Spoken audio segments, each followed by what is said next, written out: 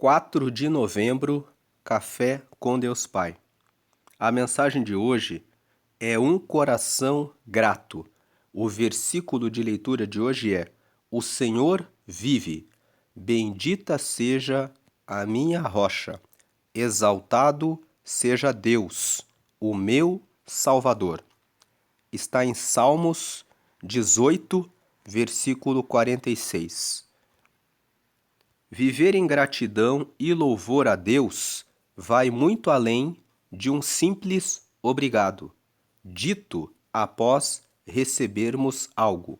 É uma postura de vida, uma atitude que deve permear cada dia de nossa existência, não apenas em momentos de evidente alegria ou recebimento, mas até mesmo nas coisas mais simples do nosso dia a dia. Desde cedo, aprendemos a agradecer automaticamente, mas a verdadeira gratidão é profunda e contínua, sendo expressa independentemente das circunstâncias atuais. Ver a felicidade e a saúde de nossos filhos. Sentir o amor em um olhar compartilhado com o cônjuge. Saborear uma refeição, independentemente de sua simplicidade, e até enfrentar um dia de trabalho exaustivo, mas estar sob o teto de sua própria casa, são oportunidades de reconhecer as bênçãos em nossa vida. Tudo o que possuímos é fruto da imensa graça de Deus, mas há uma dimensão da gratidão que é acessada mediante o reconhecimento do sacrifício de Jesus, pois Deus Pai entregou seu único Filho para morrer por nós e nos concedeu assim algo muito superior às coisas terrenas, a vida eterna.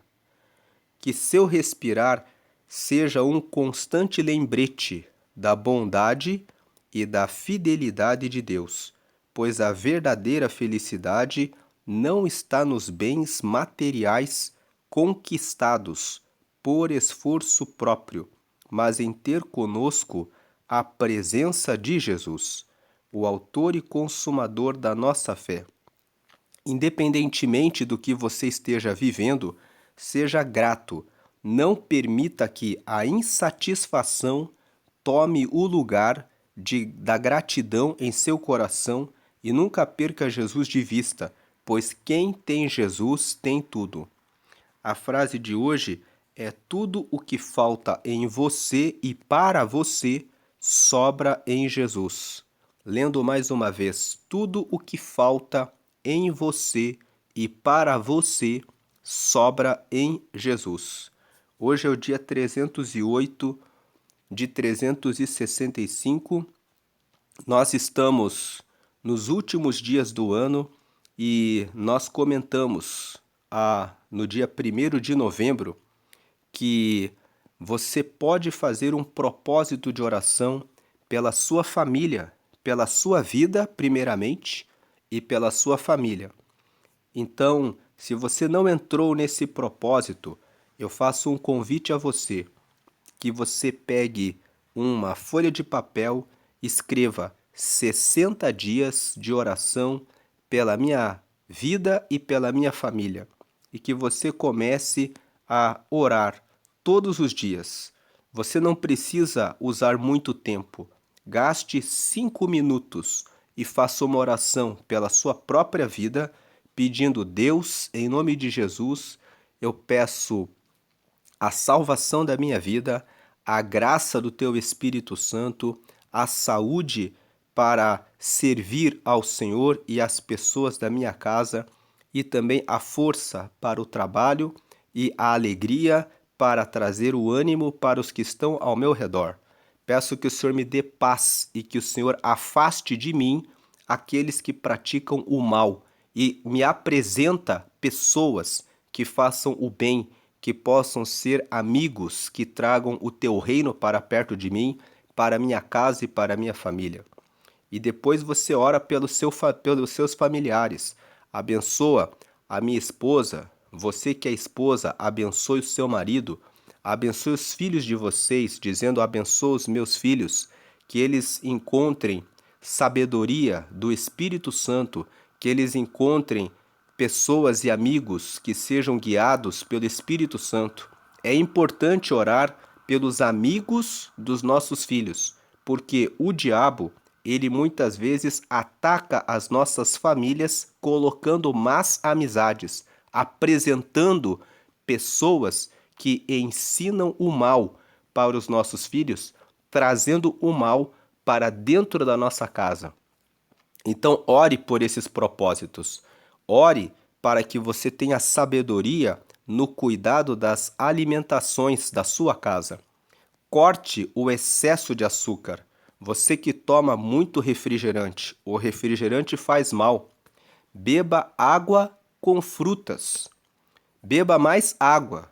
E também beba, se você tem dificuldade de beber água, beba água com frutas. Coloque água com uma laranja, coloque água com um pouco de limão, coloque água com um pouco de abacaxi, coloque água com melancia, coloque água com morango.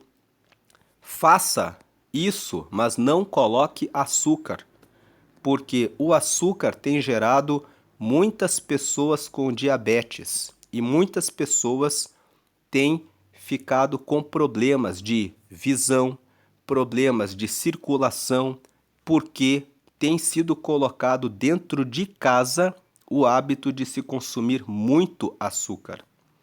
Tome cuidado com relação às frituras, com relação ao excesso de frituras.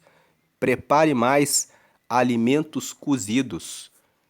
Procure aprender receitas que sejam boas para a sua casa, para a sua família. Também cuide nesse final de ano de fazer as refeições em casa. Existe uma pesquisa que fala que os criminosos, os delinquentes, essas pessoas, eles fizeram um estudo sobre isso e ficou comprovado que muitos deles eram pessoas que na infância não tinham aquele contato da mesa. O contato da mesa é colocar os filhos e os pais reunidos para comerem juntos. Nesses dias, as pessoas deixam que os filhos comam na hora que querem, cada um com um celular. Um come na sala, outro come no seu quarto na frente do computador. O pai come muitas vezes vendo o jornal, a mãe vendo uma influenciadora, mas reserve um tempo para a experiência da mesa. O que é a experiência da mesa? É a experiência de todos comerem juntos, olho no olho, porque isso traz a compreensão de que existe uma família, de que existe um lar, de que existe algo que vai além da rede social. E muitas vezes essa fragmentação da família é criada de maneira intencional pelas redes sociais, pelas pessoas que estão dominando a mídia. Eles querem que a família fique desestruturada e querem colocar o tempo todo uma propaganda que você precisa de uma roupa, que você precisa daquele corpo, que você precisa daquele carro, que você precisa morar naquele lugar. Mas se você estudar um pouquinho de marketing, você vai aprender e entender que tudo isso é criado intencionalmente, propositalmente, para gerar no coração das pessoas a insatisfação, para que elas sempre se sintam mal e sempre precisem de algo além, porque é isso que faz as pessoas entregarem o fruto do seu trabalho e do seu esforço para mais e mais. Então, muitas vezes, você se sente insatisfeito não porque você não tem aquilo que você precisa, mas porque toda a construção das mídias, das redes é para que você fique insatisfeito. Eu ouvi outro dia uma pessoa que trabalha no mercado financeiro. Eu vou compartilhar isso porque acho isso importante. E essa pessoa disse o seguinte, essa pessoa trabalha no mercado financeiro, no ramo de empréstimos. E aí ela estava explicando como que ela faz os empréstimos. Ela disse que um cliente precisava de R$ 1.000, porque precisava pagar a escola do neto. E aí ela disse que ela recebeu a orientação dos superiores dizendo: diga para a pessoa que não tem como emprestar apenas R$ 1.000. Ou a pessoa pega 10.000 ou não existe empréstimo.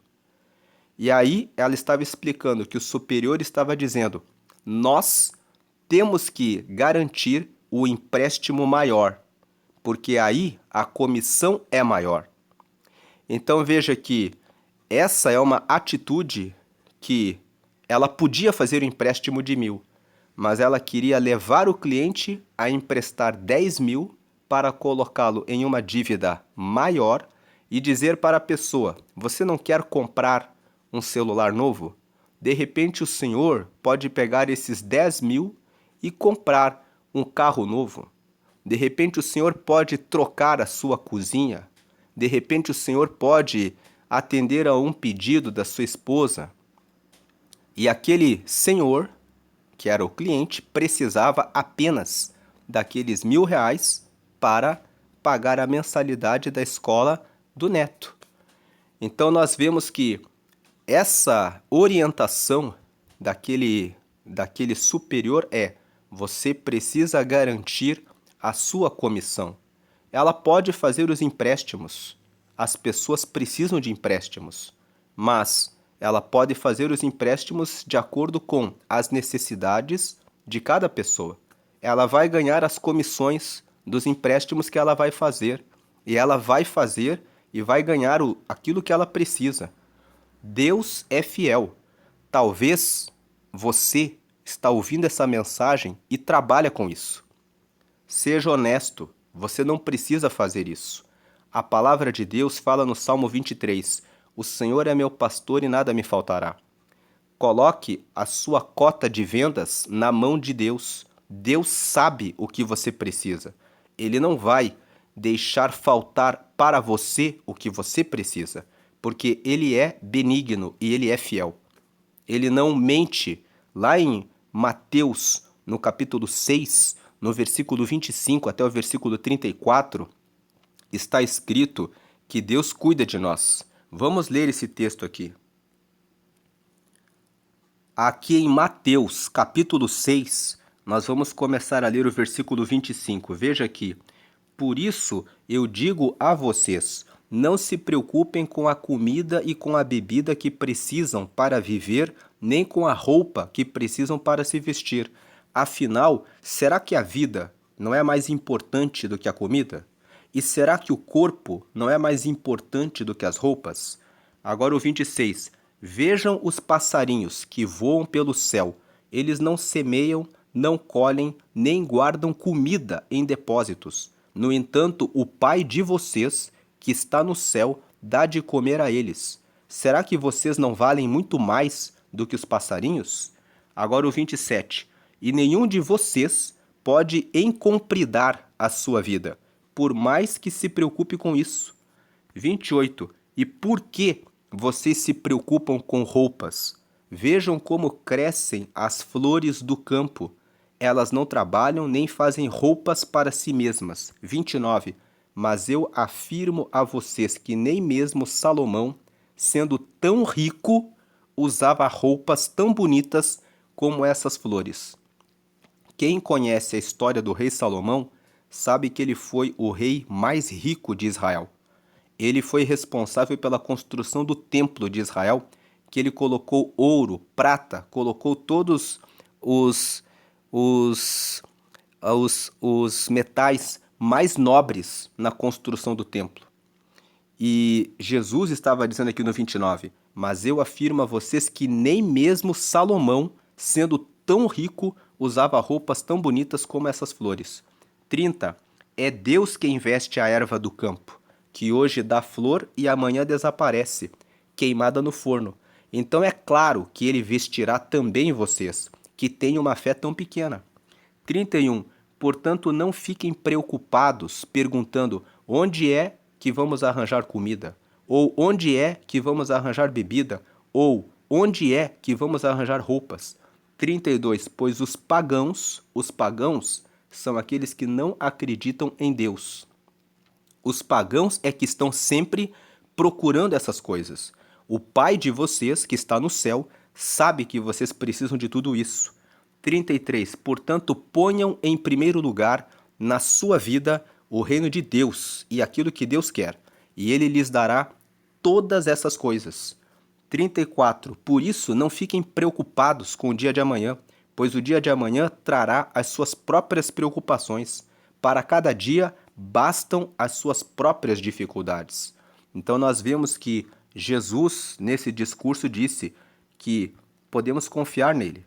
Ele sabe o que você precisa. Então, aqui, nós fizemos essa leitura na Nova Tradução na linguagem de hoje, que é uma Bíblia que tem essa linguagem mais direta e bem clara de que Jesus, como Filho de Deus, intercede por nós e Ele sabe, o Pai sabe tudo o que você precisa. Voltando para a mensagem de hoje, ou melhor, indo para Filipenses, aqui no capítulo 4, Paulo estava falando com a igreja de Filipos e ele fala aqui no capítulo 4, no versículo 6, não se preocupem com nada, mas em todas as orações peçam a Deus o que vocês precisam e orem sempre com o coração agradecido. Veja que aqui no versículo 6 ele fala, tem uma outra versão que diz assim, não andeis ansiosos por coisa alguma, mas sejam todas as vossas petições conhecidas diante de Deus, o vosso Pai. Tem uma outra versão que fala assim, que significa que vocês apresentem as vossas queixas, as vossas questões, as vossas insatisfações em oração a Deus com ação de graças. Ou seja, quando você ora, você já deve dizer, Deus, eu sei que o Senhor está me escutando, que o Senhor está me ouvindo, que o Senhor já sabe que eu estou incomodado, que eu estou inquieto com relação a essa questão. Então, no versículo 6, não se preocupem com nada, mas em todas as orações peçam a Deus o que vocês precisam e orem sempre com o coração agradecido.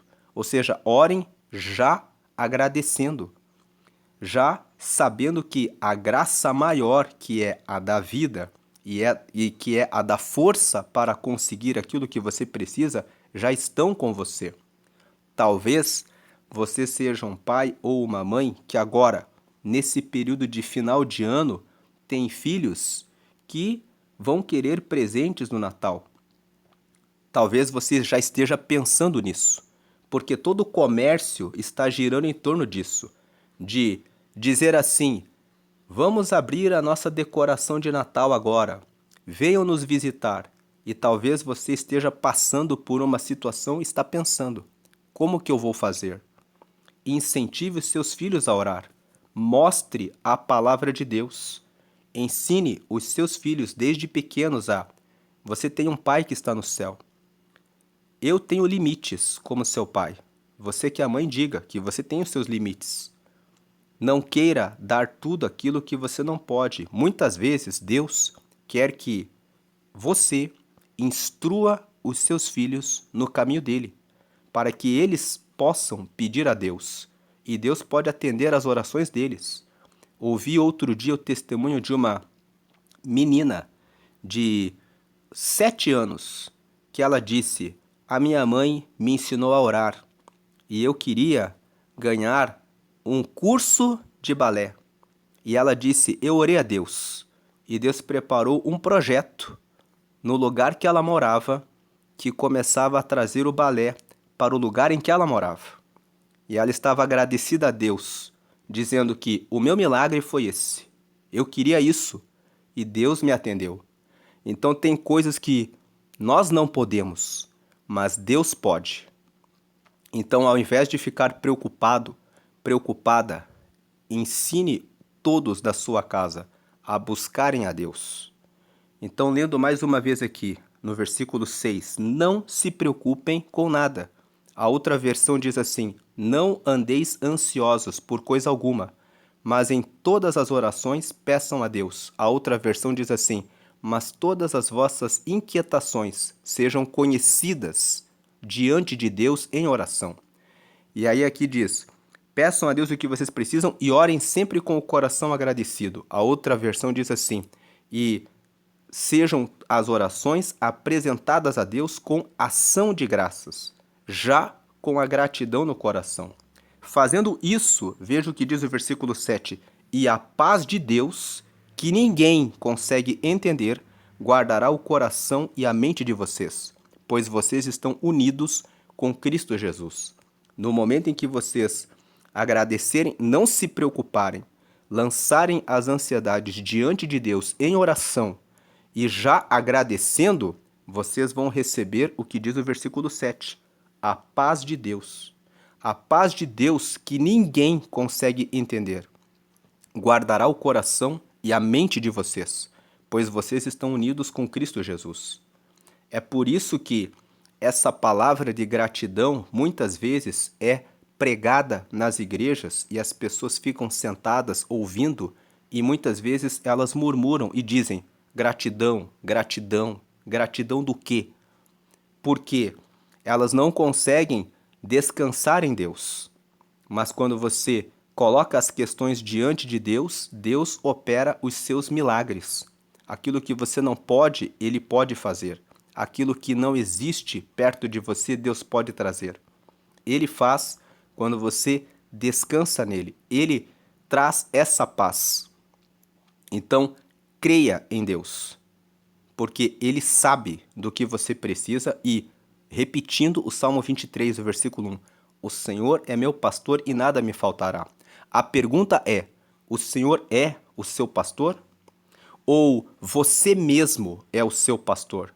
Você mesma é a sua pastora. Você mesma fala, eu que tenho que resolver, porque eu que tenho que dar conta. Como é que você tem vivido a sua vida? Voltando para a mensagem de hoje, nós lemos mais uma vez a frase: tudo o que falta em você e para você sobra em Jesus.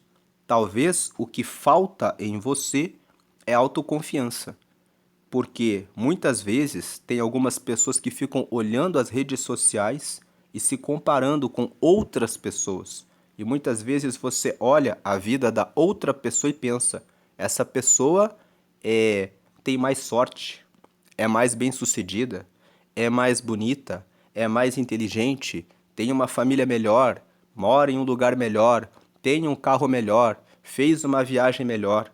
Mas tudo o que falta em você e para você sobra em Jesus. Não olhe para a vida dos outros. Olhe para a sua vida. Muitas vezes você nem tinha pensado em comprar aquele carro. Muitas vezes você nem tinha pensado em fazer aquela viagem. Mas só porque você olhou para a vida da outra pessoa, você começou a desejar e começou a ter aquela vontade. Sendo que, na verdade, aquilo não é uma coisa que falta em você ou para você, mas vem de uma comparação de uma coisa que você, na realidade, não precisa. E se você teve essa vontade, despertou a vontade, você pode pedir a Deus.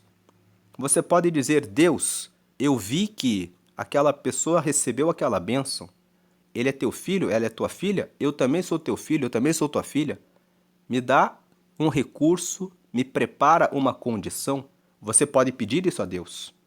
Você pode abrir o coração e pedir que Ele abençoe a sua vida, que Ele prospere os seus caminhos, que Ele abra a via para que você receba a vitória que você busca.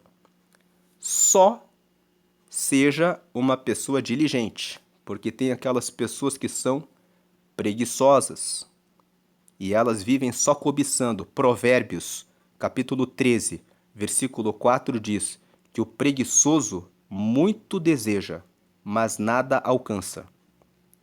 Então não adianta nada querer muito, viver ingrato e ser uma pessoa preguiçosa.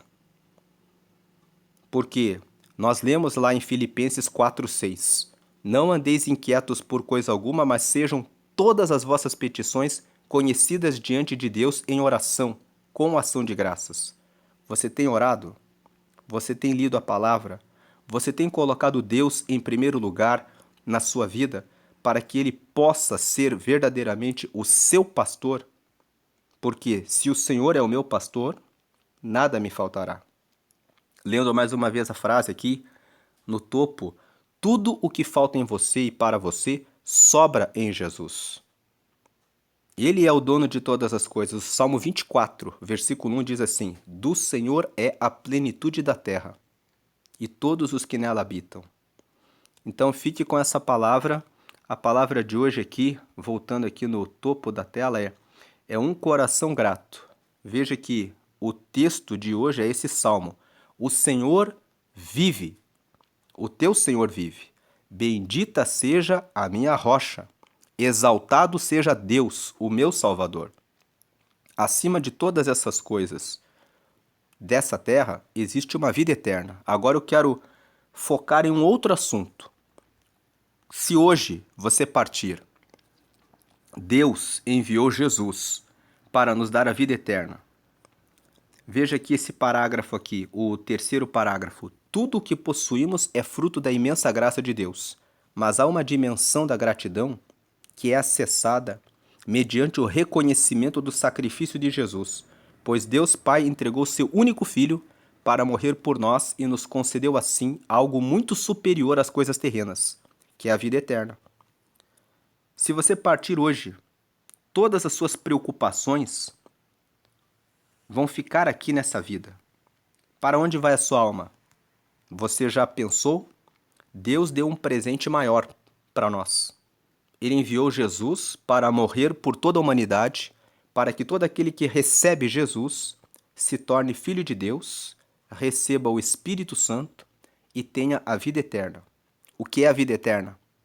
É você partir dessa vida e entrar no reino de Deus. E você só acessa o reino de Deus quando você recebe Jesus. Deus amou tanto o mundo que enviou o próprio Filho para que fosse gerado por uma mulher, para que vivesse como eu e você nessa carne, para que morresse por nós e nos desse a chance de receber o perdão dos nossos pecados.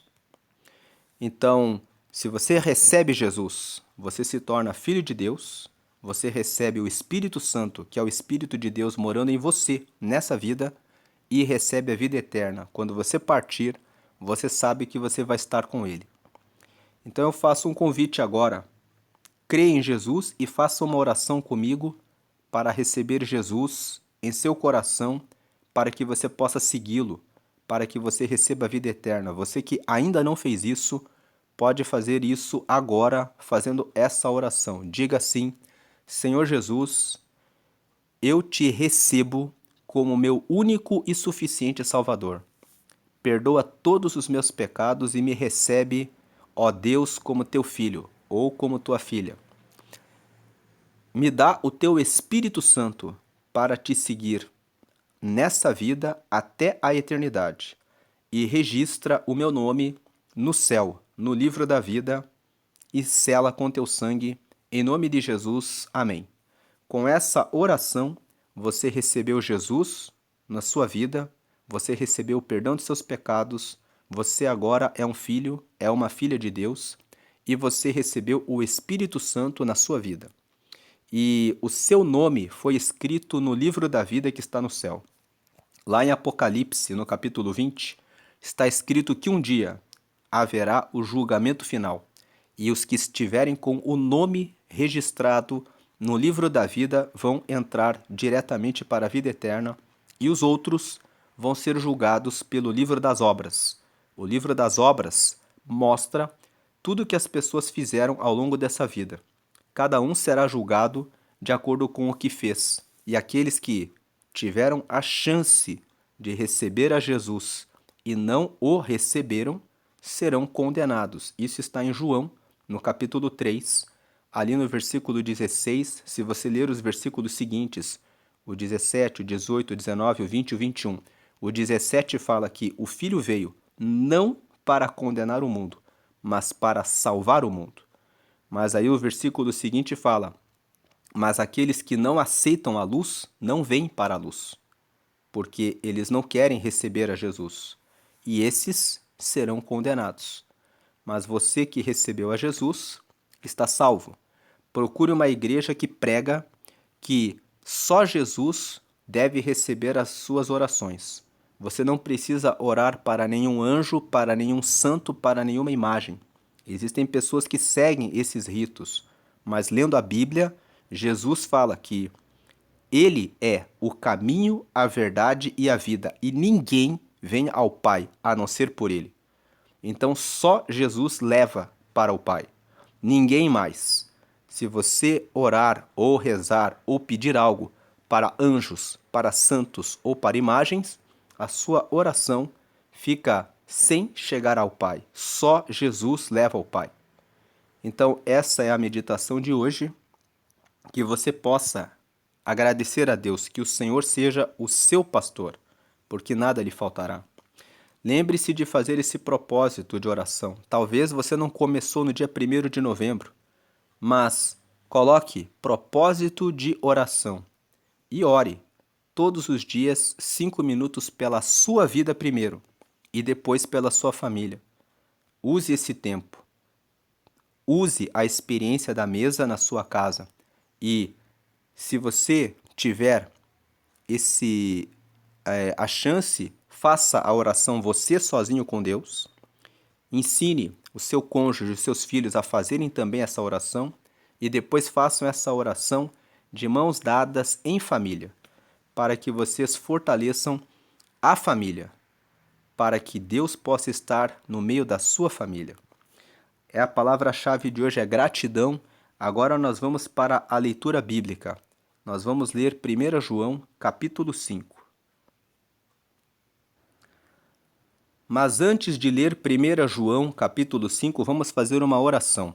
Senhor, em nome de Jesus, te agradecemos pela vida, pelo ar que respiramos, pela vista que temos, pela voz que temos, pela saúde que temos, porque não precisamos de nenhum equipamento para respirar, podemos caminhar, podemos contemplar os céus e as maravilhas que o Senhor faz, podemos ouvir o canto dos pássaros, podemos ver a cor das flores, podemos ver as borboletas, podemos ver os animais e todas as coisas que o Senhor nos tem dado. Te agradecemos pelo sono, pelo paladar, pelo sabor dos alimentos, porque pelo sabor da água que o Senhor nos dá. Te agradecemos pela nossa família, te agradecemos pela tua salvação, te agradecemos porque o Senhor enviou seu Filho para morrer por nós, para perdoar os nossos pecados, para nos dar a vida eterna.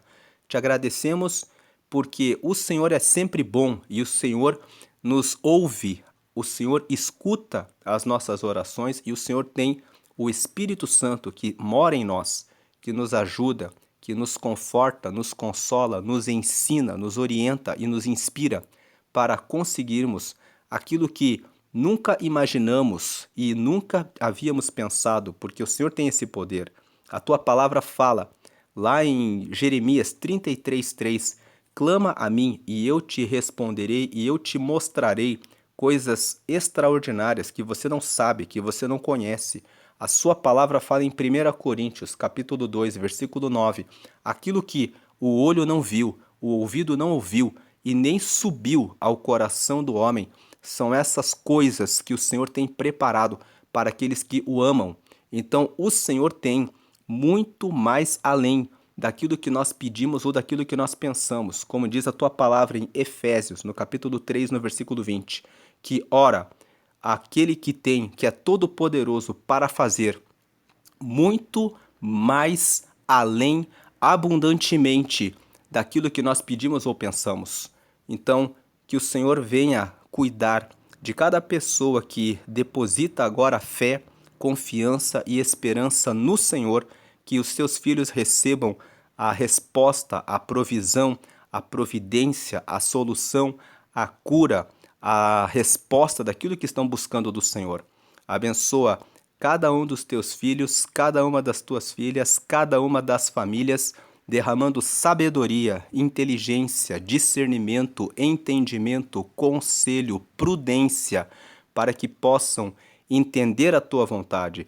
Visita os que estão em provações, derramando consolo, derramando força, derramando graça, para que consigam passar por esses pedaços, meu Deus, que são às vezes necessários para trazer a revelação da sua bondade.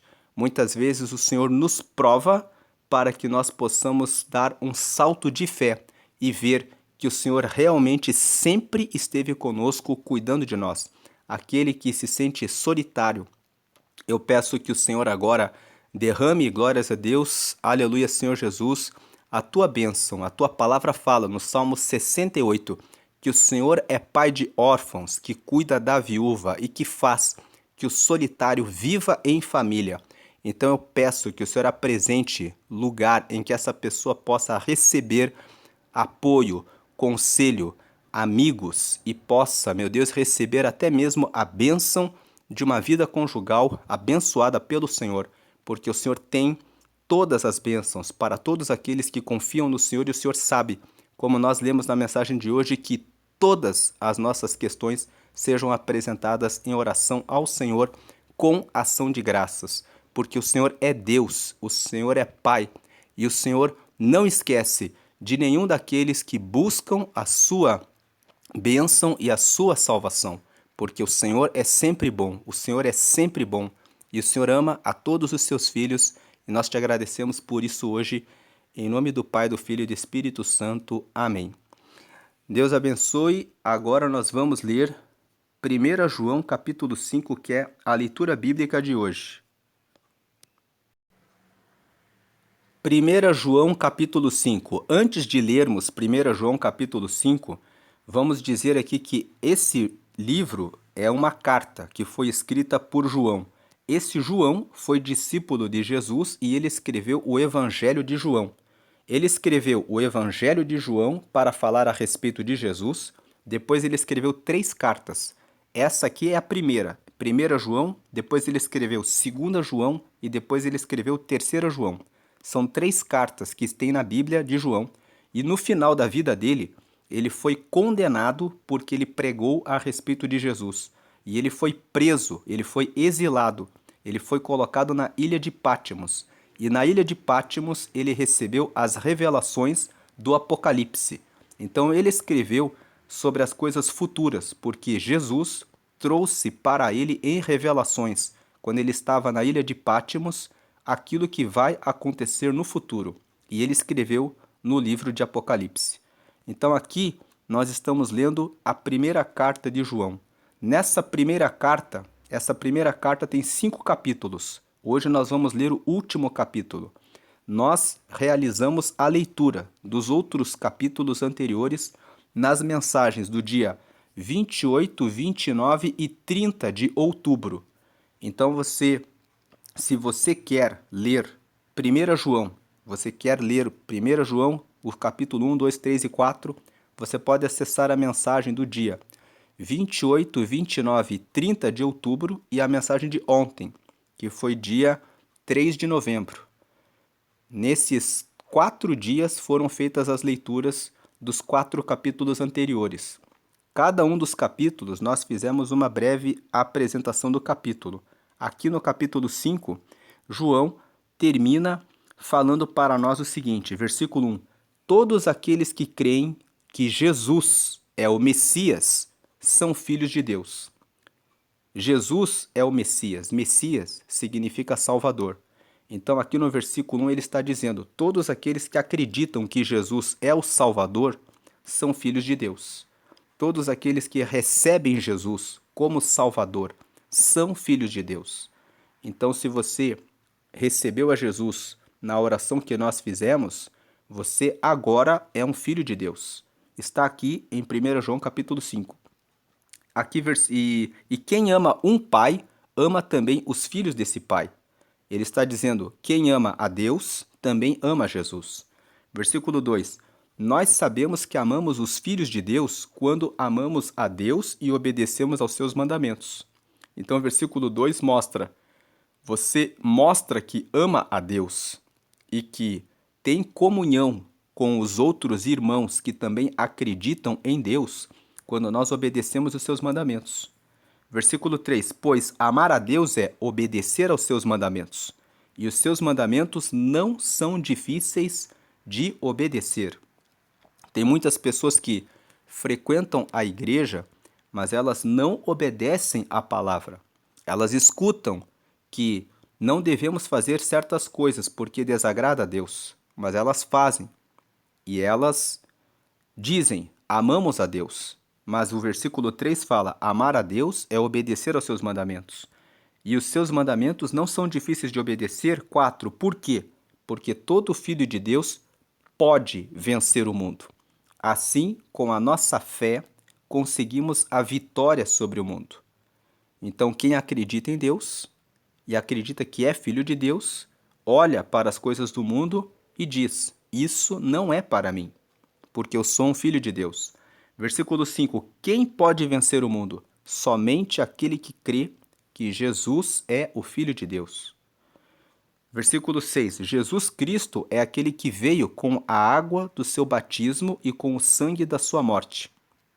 Ele veio com a água e com o sangue, e não somente com a água. E o próprio Espírito Santo é testemunha de que isso é verdade, porque o Espírito é a verdade. Aqui, ele está lembrando que Jesus, quando passou pela terra, ele foi até o Rio Jordão e ele se batizou em águas. E ele se batizou em águas para mostrar que ele estava limpando todo o seu corpo, para mostrar um símbolo para nós, que nós também devemos nos purificar, que nós também devemos nos lavar, que nós também devemos passar pelo batismo nas águas e que nós também devemos limpar as nossas ações, as nossas palavras, o nosso coração, as nossas atitudes, do topo da nossa cabeça até os nossos pés, os nossos pensamentos, aquilo que nós olhamos, aquilo que nós falamos, aquilo que nós fazemos, as nossas motivações. Todo o corpo é mergulhado em água para simbolizar que toda a nossa vida deve ser purificada para Deus. E ele entregou o sangue dele para que nós pudéssemos receber o perdão dos pecados. Então ele veio com a água e com o sangue, e não somente com a água. Significa, Jesus sabe que eu e você, mesmo sendo batizados em águas, não conseguimos muitas vezes vencer o pecado. Na verdade, nenhum de nós poderia vencer o pecado. Se nós tomássemos,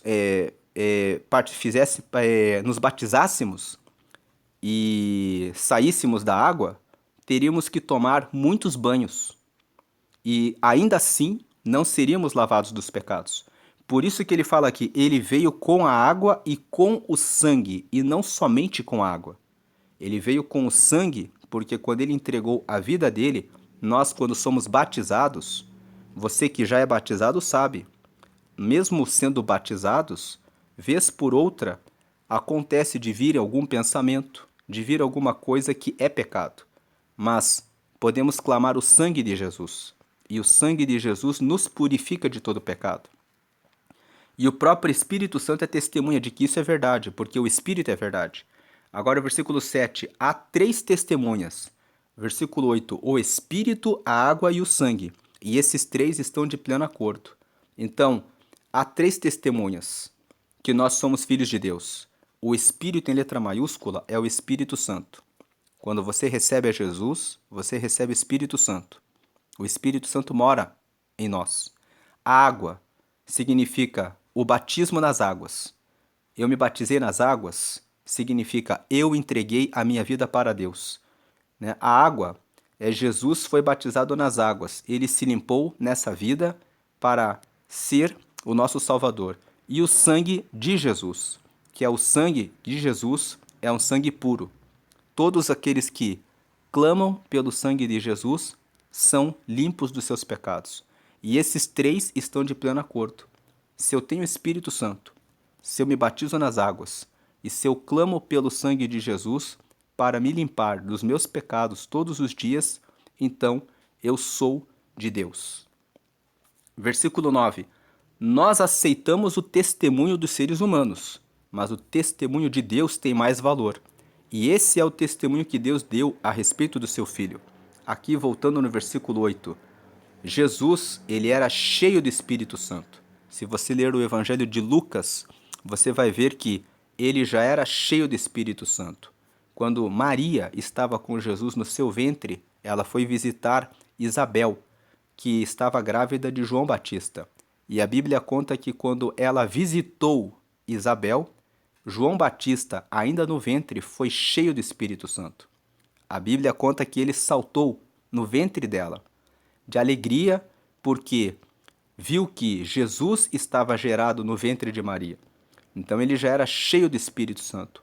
Ele veio com a água, ele mostrou o exemplo do batismo e ele entregou o sangue. Ele veio com a água, com o batismo para purificação e com o sangue para garantir o perdão dos pecados. Agora o versículo 9 fala: nós aceitamos o testemunho dos seres humanos, mas o testemunho de Deus tem mais valor. E esse é o testemunho que Deus deu a respeito do seu Filho.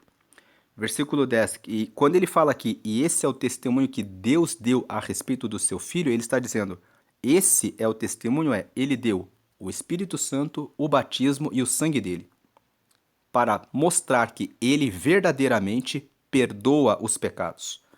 Versículo 10, aquele que crê no Filho de Deus tem esse testemunho no seu próprio coração.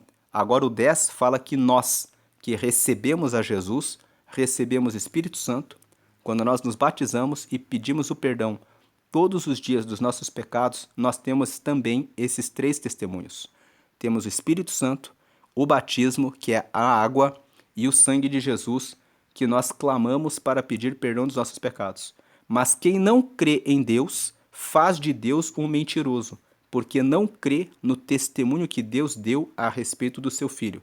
Então aquelas pessoas que dizem, quem garante que é só Jesus que salva? Aquelas pessoas que fazem rezas, orações para anjo, santo, imagem, estão dizendo, como que eu posso chegar até Jesus?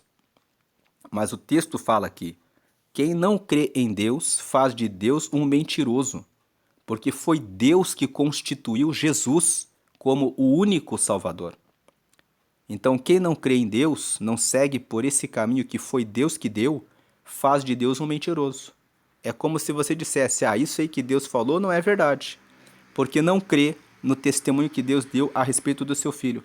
Versículo 11, e este é o testemunho, Deus nos deu a vida eterna e essa vida é nossa por meio do seu Filho. Veja que esse versículo mostra claramente que é só por meio de Jesus que nós temos vida eterna. Versículo 12, quem tem o Filho tem a vida. Quem não tem o Filho de Deus não tem a vida. João está destacando claramente que só por meio de Jesus nós temos a vida eterna. Versículo 13, eu escrevo essas coisas a vocês que creem no Filho de Deus, para que vocês saibam que têm a vida eterna. Então aqui confirma que quando recebemos a Ele, temos a vida eterna. 14, quando estamos na presença de Deus, temos coragem por causa do seguinte, se pedimos alguma coisa de acordo com a sua vontade, temos a certeza de que Ele nos ouve. Então, se você pede alguma coisa para Deus, que é de acordo com a vontade dEle, você tem a certeza de que Ele já ouviu você. 15. Assim sabemos que Ele nos ouve quando lhe pedimos alguma coisa. E como sabemos que isso é verdade, sabemos também que Ele nos dá o que lhe pedimos. Veja que esse versículo 15 fala, se você tem falta de alguma coisa, peça a Deus a vontade dEle e confie nele. Ele responde às nossas orações.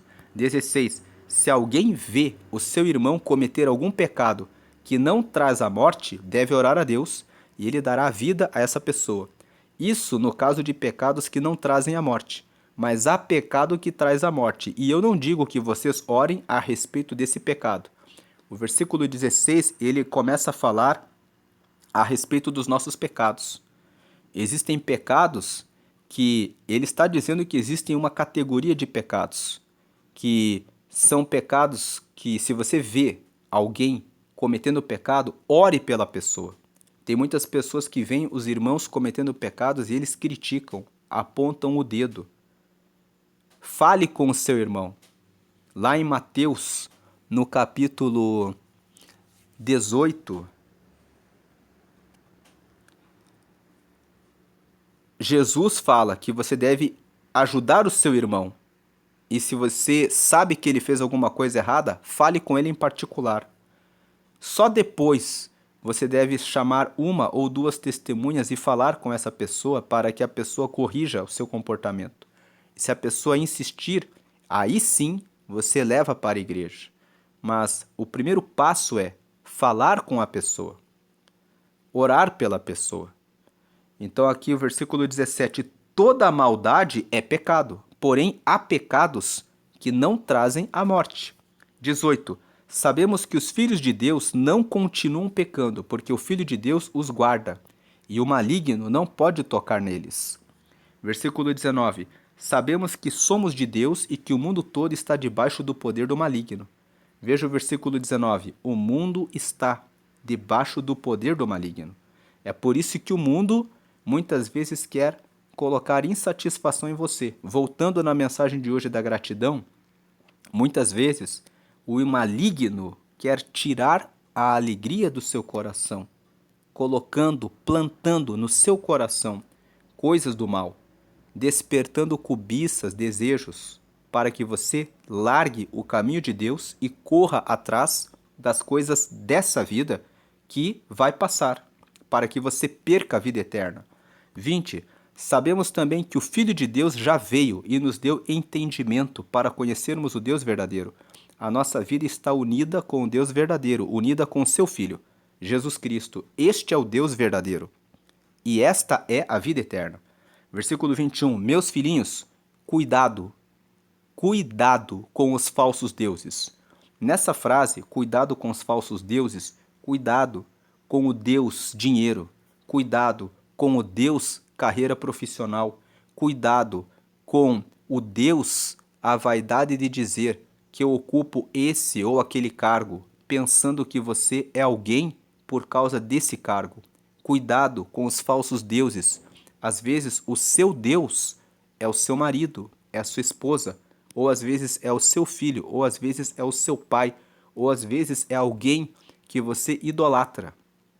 Ninguém pode tomar o lugar de Deus. E voltando aqui, porque a questão, quais os pecados que levam à morte? Aqueles que passam, existe um pecado que leva à morte. O pecado de não receber a Jesus. A pessoa que fala, eu não acredito em Jesus, que ele, só ele é o Filho de Deus e que só ele traz a salvação. Isso é pecado. E o que é pecado? É você errar o caminho de Deus. Isso é pecado.